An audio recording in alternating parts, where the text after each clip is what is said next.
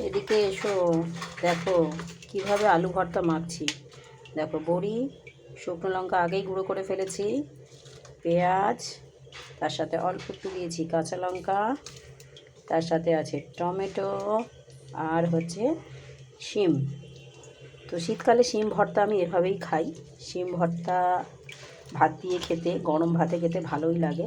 ভাতের সাথেই সিদ্ধ করেছি আমি এগুলো, আলাদা হচ্ছে কিছু সেদ্ধ করিনি। তো একসঙ্গে এটা মাখিয়ে নেবো গরম গরম ভাতে খাওয়ার জন্য। আর তার সাথে আরও কি রান্না করেছি তোমাদের আজকে দেখাবো, দাঁড়াও একটু ধরো।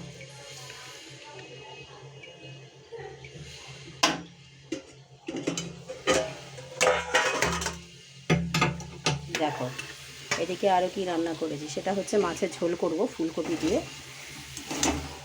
দেখো ফুলকপি, তার সাথে হচ্ছে শিম আছে,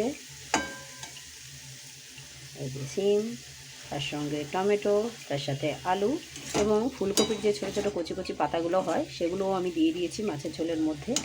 তো এগুলো খেতে আমার ভীষণই ভালো লাগে। আমাদের কার ভালো লাগে একটু কমেন্টে জানিও। আর শীতকালে তোমার ফুলকপি দিয়ে কাটাপোনা মাছের ঝোল হয় না, তার মধ্যে শিম দেওয়া হয় না, এরম বাড়ি খুব কমই আছে। আর দেখো দেখিয়ে দেবো মাছ, তার সাথে দেবো মাছ, এই যে মাছ এতে ভেজে রেখেছি, তার সাথে আছে বড়ি ভাজা, তার সাথে আছে বড়ি, যেটা আমি মাছের ঝোলের মধ্যেই দেব। তো তোমরা কে কীরকমভাবে মাছের ঝোল বানিয়ে খাও শীতকালে একটু জানিও আমাকে।